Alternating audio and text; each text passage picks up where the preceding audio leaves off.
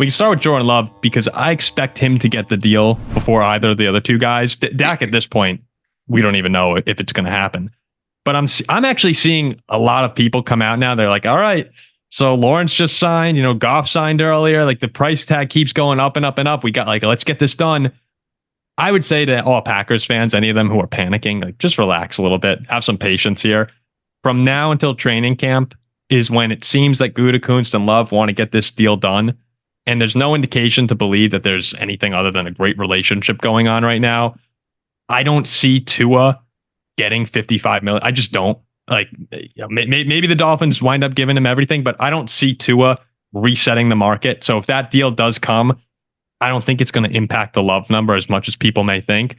And then Dak, it's not going to it doesn't appear that it'll happen before training camp. So I think you have this nice month window here. Get the deal done. It's going to happen. We all said, $55 million was our guess a couple months ago for Love. I think that's right on still with Lawrence and Burrow at that number.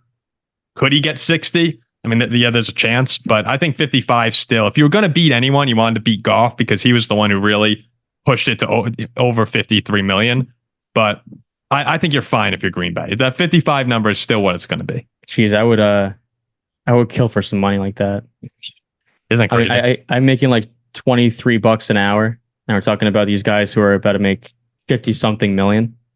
55 million, yeah. What would you do with $55 million? Could you even imagine? Probably start a charity. I'd first go on a little vacation, and then I'd have to do something though. Yeah, sure. That's what makes these NFL quarterbacks so impressive. They get $55 million, and then they say, all right, back to work, and can somehow play through. The fact that more guys don't immediately fall off a cliff once they get that $100 million signing bonus is unreal.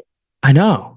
That's what Dak came out saying. I don't care about the money. Never care. Obviously, you care about the money to some degree, but he's saying they love playing football. I feel like if I was paid $50 million in anything, I would just I'd not when you dedicate your life to it. I'd make my money, then I'd be like, I'd show up and half-ass it. Nah, not when you dedicate your life to something. Getting there's a certain level. These guys are built different.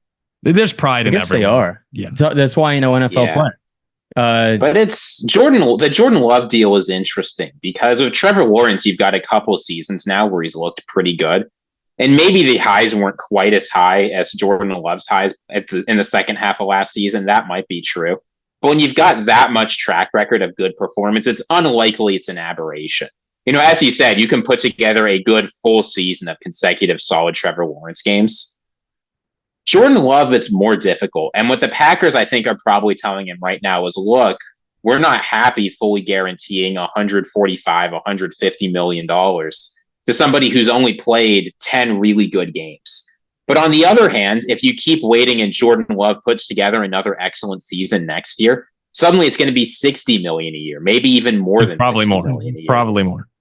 And there's a huge cost of waiting. And we've seen teams in the past be able to offload some of those big quarterback contracts if you structure it right. I think of the Eagles with Carson Wentz in particular. They were able to offload that contract, get some draft capital, and stick the Colts with the problem. So I think my guess is the APY, the average per year, is going to come in at 55 or maybe slightly below like some of these big deals. But I think the guarantees will be much closer to the about 110 million Jared Goff got, maybe even less. I think the Packers are only going to fully guarantee 2 seasons here. It really is hard to give any reason on why Jordan Love isn't going to be a great quarterback. Why he doesn't deserve. Because it was only 8 games. When you look at the evidence size, it's not as big as you want to see. Yes, no, I agree. Which is why I agree. What I think what you're saying is legitimate, but the other world is him being, also 24 years old, 25 years old. Yeah, 25. And a part of me thinks that 10 games in a row like that means it's not really a fluke, because 10 games is a decent amount. You don't normally see someone play that well and then regret. And then just tank. It'll be horrible. Well, you see it all the time. Not that good. You regularly see guys be top 5 producing quarterbacks in the NFL for half a season and then go back to sucking. Well, now, Jordan Love is a little bit different because we haven't seen that. But guys like Ryan Tannehill, it happens. No, stop it. Tannehill never in Ryan Tannehill's career did he have a stretch of 10 games Jordan Love. like Love. Yeah, no. Like Tannehill had good games, but Jordan Love had superstar upside. It's one thing if Jordan Love had sucked, then like Nick Foles had 28 touchdowns and 2 interceptions. But even when Foles was playing great, at no point did we sit back and go, all right, Foles could be a top 10 quarterback. Or Foles, well, yeah, because it wasn't the start of his career. But I mean, Ryan Tannehill had stretches where he threw for 20 or 25 touchdowns and only a couple interceptions. It happened. I mean, but the Dolphins weren't going on playoff runs, and there was a big difference in the way Jordan Love looked versus Ryan Tannehill. Yeah, I'm just saying Ryan Tannehill put together a season where he threw for 4,000 yards, 33 touchdowns, 7 interceptions, and played a very competitive playoff game against the Baltimore Ravens. Sure, but I still just think the way that we perceive the way Jordan Love looked in those games and Tannehill, like the numbers may have been there, but I think it can also just Love looked like a top quarterback. There are times you can tell if somebody has it and will have it versus if they don't. I think Jordan Love's got it. Like I really, really do. So I think it'd be worth every penny they give him. Do you guys think there's a chance that Dak could get $60 million? Because that's if the Cowboys don't sign him soon, Dak will get $60 million as a free agent next year. Oh, as a free agent next year, yeah. Is there any chance that Dallas extends him this offseason and puts that number at 60? I think the actual number, like the Trevor Lawrence deal, it wouldn't come out to like Deshaun Watson actually got what the contract said he did. It wouldn't actually be $60 million a year. But I would not be surprised to see Dak sign a record-setting contract where the official APY is $60 million a year.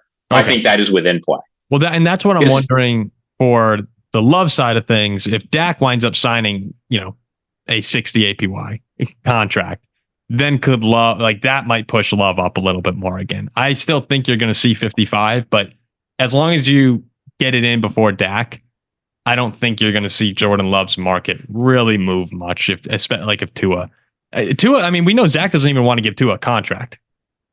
And I think that's pretty ridiculous. I mean, a team like Dallas, though, is like they're a big market, big money team.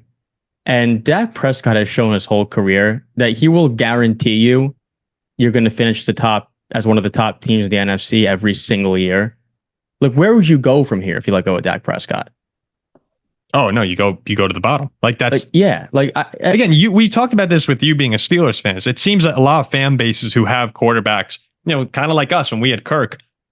Now Kirk hasn't had as much success. I mean, playoff wise, yes, but Dallas has gotten to the playoffs more often than we have. But when you lose your starting quarterback who's stable, it's hard to get back. No, like Dak is really stable. Dak was second in MVP vote. Yeah, Dak's a good quarterback. And it's guaranteed Dallas makes the playoffs under Dak Prescott, and chances are they're probably a top 3 seed. And and same with Miami. If they have Tua, they're in playoff contention, one deep contention. So I just think it's hard not to give them the deals. I really do. Makes sense. It makes sense. It's just a matter now of how I wonder what's going to look like in 2 years. Like when Stroud, each year we give these guys 55, 60. Eventually it'll probably go up. The NFL's not going to stop making money. It's the salary cap's not going to stop going up. Guys are going to eventually make 70 million a year, like 75. So all these contracts, you get them in, the sooner you get them in, the better. We all know that. In terms of how much I would worry, Packers fans, I think, have no reason to worry at all. Cowboys fans, right now, I think you're starting to wonder, like, all right, what's going on here? And the Dolphins, I do think Tua will get the deal. It's just a matter of they'll probably be upset at how much he gets. That's where I think it comes down to. Yeah. You cannot predict Jerry Jones. You can't. No, you have no idea. Like, would it surprise me at all if they let Dak go? Honestly, it would not. It wouldn't. Even though they would be kind of crazy to let someone who 12 wins in a row 2 years. Ziggy, would you rather sit down for lunch with Jerry Jones or Bill Belichick? I don't want to be near Jerry Jones. Yeah, Belichick is the answer. Why would you? I would rather Belichick just yell at me the whole lunch than be near Jerry Jones. I think Belichick would be a delightful lunch. My dad had coffee with Belichick every morning. Yeah, he liked him, right? For years. He did like him, yeah. I'd probably go Belichick too. I'm not sure how many coaches. I think Belichick's a funny dude. Like, which coach would you prefer to have lunch with the most? Maybe like, who's a young, good looking, like. Why is good looking? Mike McDaniel? Does good looking matter to you? A little bit. A young, good-looking coach? He's a good... If you made Sean McVay. Yeah, I was going to say McVay is the guy that everyone talks about. Sean McVay would never have lunch with me. He's probably not with me. You and Sean McVay. Are you kidding? You and Sean McVay would have a fantastic. You'd have a great time with Sean McVay at lunch. You guys would just be talking. Oh my gosh! Can you imagine the football conversation that would be going on? You would love picking his mind, and he'd probably love picking you guys would wind up talking philosophy. Sean McVay would not enjoy picking my brain. I'll tell you that. Philosophy, I bet. I wouldn't mind Mike Tomlin either. I think that'd be fun. I'm still going back to the why good looking. I don't. The young, good looking coach is really funny. Well, I think just meant young. Mike McDaniel would be fun. Yeah, he would. Yeah, he's got jokes. Guy. Yeah, quirky guy, seems to always kind of have a lighthearted. Andrew would be fun too. That'll be fun.